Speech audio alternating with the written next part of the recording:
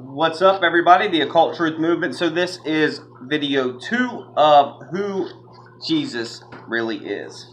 So this is from the book, The Secret Message of Jesus. I encourage everybody to check this book out. It just gives you a different view of really who Jesus was, because I think who the nowadays church thinks Jesus is completely false. You guys got it all wrong. Jesus was a revolutionary, and I've been saying that forever. And even for people who hate Christianity, still should give Jesus the respect that he deserves by recognizing that he was a revolutionary. He went against the grain. He went against the norm of what was the status quo of his day. But nobody gives him the credit for that, because all the, hateful bigotry that has came from Christianity has just turned people immediately against it, so they hate it. So I'm going to read a little bit from this. This is called The Revolutionary Message of Jesus. It says, God is the central character in the story right from the moment of creation. In the beginning, Genesis 1:1. From the start, God gives creation a fertile goodness, a precious independence of life its own, a certain creative freedom, the signature of the good, free, and creative being who say, "Let there be light," and light would be. But creation is never understood as being completely independent of God, for God would always continue to care for creation and interact with it, not from a distance, but up close and intimately. Not just as an observer, but also a relational participant. In other words, creation would have its own story, but God would always play a role in it, in that story. The role of a good, wise king, with creation as God's domain. We could call this the first episode in the story Creation. Adam and Eve are the first human characters in the story. Many people today believe that Adam and Eve should be understood as literal historical figures, while others see them as mythic figures whose story has true meaning even if they never actually existed. Either way, they are said to be made in God's image, which means at the very least that they in a special way reflect the goodness, creativity, and freedom of God. See Genesis 1:27. It is highly possible that in God's image actually evokes the idea of God's kingship, with humans having the responsibility to be agents of God's kingship in their care for the earth. Adam and Eve live in a primal human connection to God, in original fellowship and natural friendship with God. But their noble status quickly deteriorates as they disconnect from God and reject any limits placed upon their freedom by their Creator. The results of their disobedience are visibly as the story unfolds. A sense of shame and alienation from God and one another, violence of brother against brother, disharmony within creation itself, misunderstanding and conflict among tribes and nations. The second episode we could call Crisis. How does God respond to the crisis precipitated by Adam and Eve? Abandon humanity and leave us in this mess we made? Destroy the earth and start all over again? Abrogate our freedom and force us to behave? None of the above. God constitutes a crisis response team in the form of a family, a lineage of people who will, through the generations, remember their Creator and their original purpose, and who will seek to bring truth and blessings, wisdom, and healing to all people so that God's creation can be rescued from human evil. God begins with an elderly couple, Abraham and Sarah, about 2000 BC, who miraculously conceived in their old age and gave birth to the people who would be known as the Jews, people with a special vocation or calling to know God and to make God known, to be enlightened and blessed by God, and to enlighten and bless everyone. We could call the third episode Calling. Centuries later, Abraham's descendants have fallen on hard times. They've become oppressed slaves in the world's superpower of the day, Egypt, and they have no hope of escape until God calls a man, Moses, to lead them to freedom, about 1400 BC. But how can Moses help Abraham's descendants reclaim their high and holy calling? They have been degraded and humiliated through generations of abuse and slavery. How can they be restored? Moses receives from God and gives to the people the law, or Torah, a wise way of living that will shape the people individually and as a community, restoring their dignity so they can rise from slavery's degradation and fulfill their original purpose in healing of creation. As we've seen, the prophet leader Moses is joined by Aaron the priest, who will pioneer a priesthood to help the people be instructed and trained as holy, healthy, and exemplary people. As we've seen, the work of the priest will be supplemented by the prophets and by others, including poets, philosophers, and political leaders. who will carry on a conversation across generations and about God and about their special relationship or covenant with God. We can entitle this fourth episode Conservation or Covenant or perhaps Conflict, because remaining faithful to God and God's calling involves a great struggle with both internal and external antagonists. God faithfully preserves the people of the covenant through many external dangers and internal failures. Finally, they reach a time of stability and peace under the leadership of King David, about 1000 BC. Will they now fulfill their original calling to bring light to all peoples? Sadly, the kingdom of David slowly deteriorates, and 2 generations later, the kingdom flounders under foolish, arrogant leadership. Civil war ensues, dividing the north and the south. Eventually, in 721 BC, the northern descendants of Abraham are ravaged and conquered by Assyria, an expanded empire centered in modern-day Iraq. Then, after a regime change in Iraq, the next regime attacks the southern kingdom and takes their brightest and best to serve in their capital city, Babylon, 586 BC. Even after the descendants of Abraham return to their land in stages beginning around 537 BC, they remain under the domination of a succession of foreign powers. As we saw earlier, the Persians and Greeks and Romans, the hopes of the people lie in ruins, and the nation is divided into factions we surveyed in chapter 2. Imagine Jesus growing up in this story from his childhood. Jesus has had a sense of special spiritual calling and empowerment. A sense of calling, no doubt, intensified by his parents, who had reasons of their own for believing Jesus had a historical role to play. How would he understand his world, his times, his life, and his mission?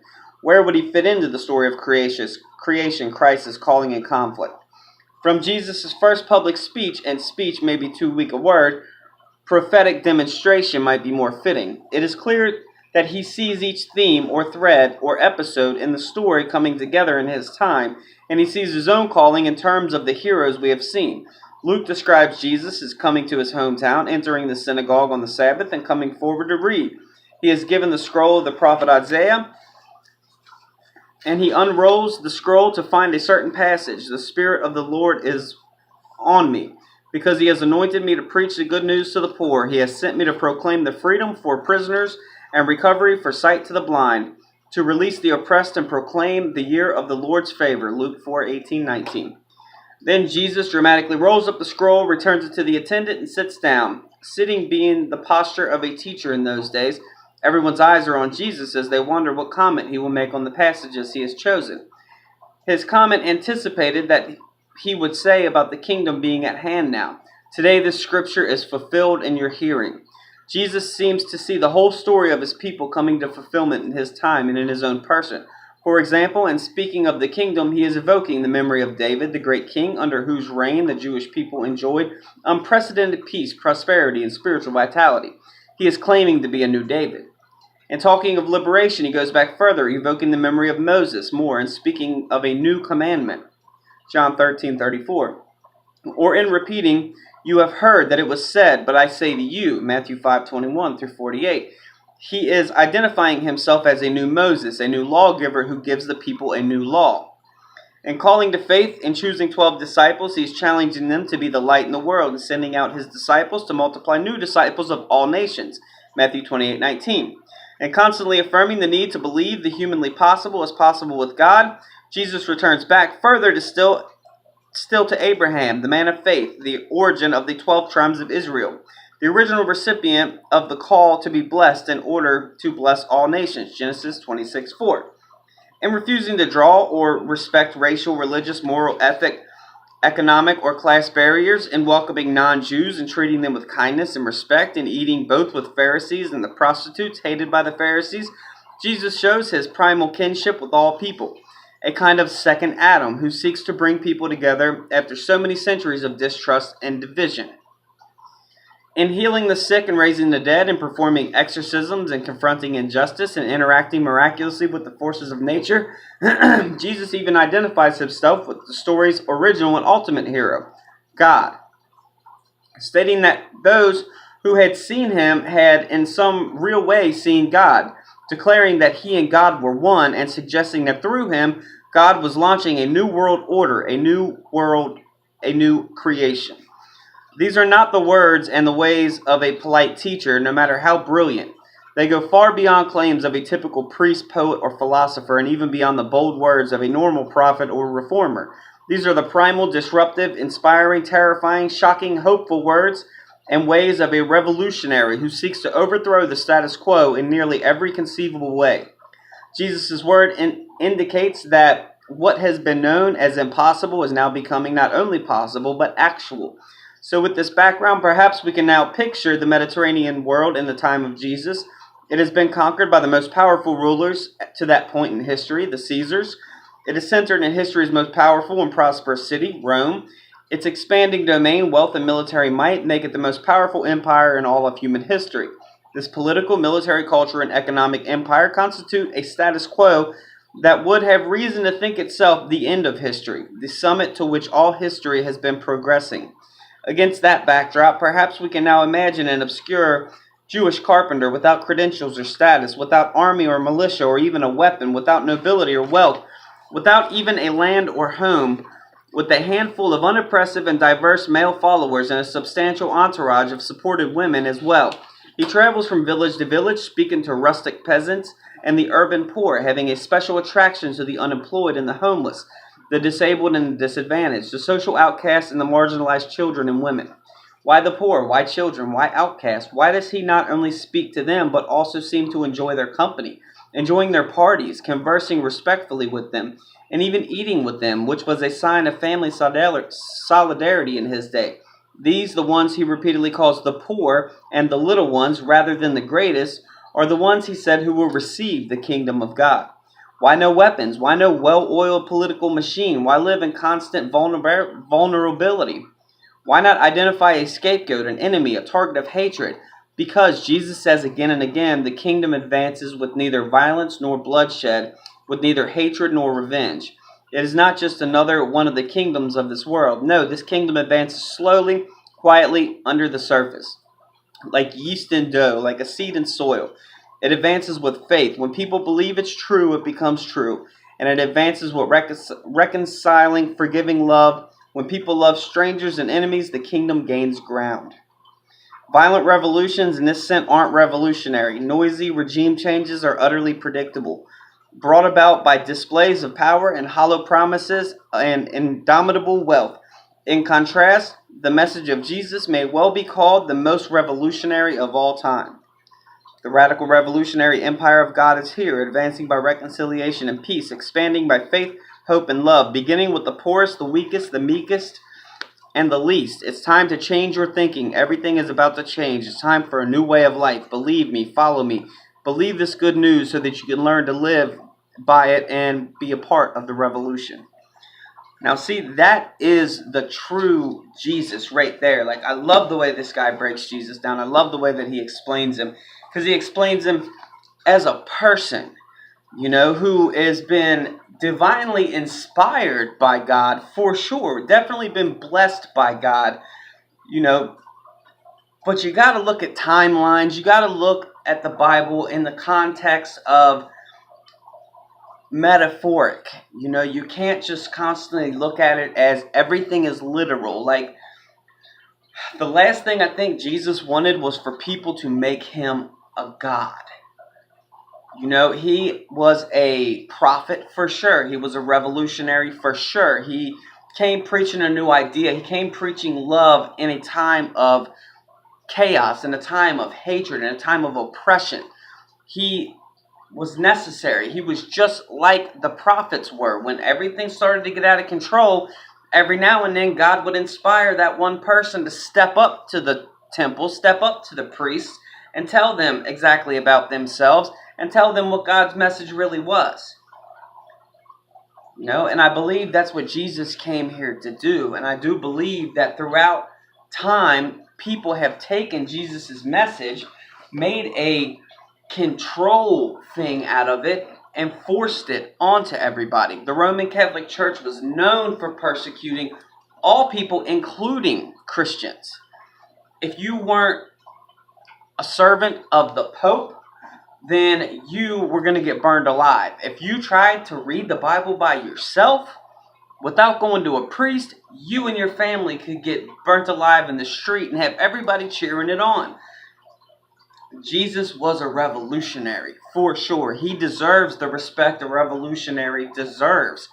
But Christians have made it so hard for people to even think about accepting Jesus, even then in that aspect, because of the constant hate, the constant arrogance, and the constant self-righteousness that gets radiated off of most Christians.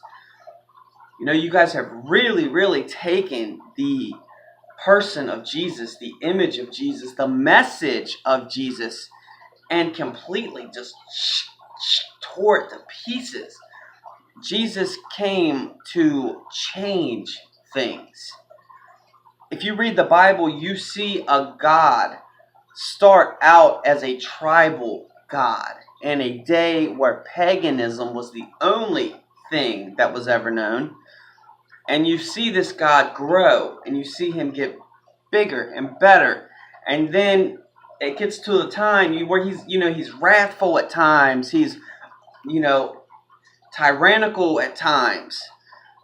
And then as you get into the days of Jesus, he changes. He changes into a loving God, a forgiving God, a God that wants everybody, not just Jews, but Jews and Gentile alike, everybody to come together and everybody to love each other and everybody to break bread with each other.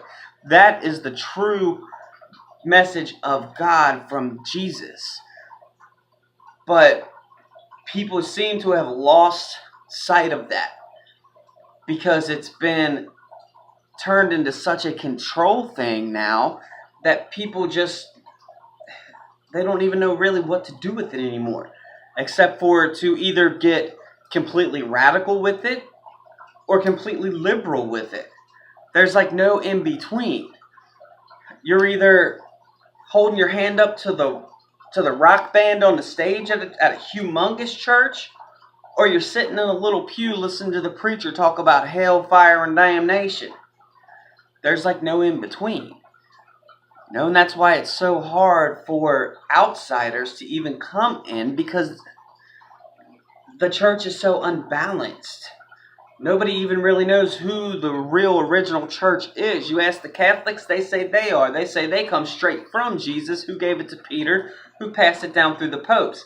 Now, you go to the Baptists and they say they are. You go to the Pentecostals and they say they are. You go to all these different denominations and they're the right way. They're the only way. But then you listen to them talk and they discredit each other. Oh, the Pope is the Antichrist. Oh, the Baptists worship the Bible instead of God. They worship the Bible. And then if you listen, the Pentecostals are demonically possessed. You ever hear their tongues? You hear how they talk in tongues? It's not supposed to be that way. Like, everybody points the finger at each other and says, they're wrong, we're right. You're wrong, we're right. They're wrong, we're right. But the book they all practice all has the same thing. It's just interpreted in a way to control congregations.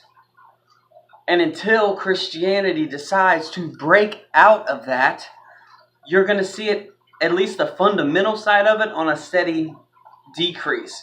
And the thing about the brainwashing is it's been interpreted to where they believe that that's supposed to happen, the great falling away.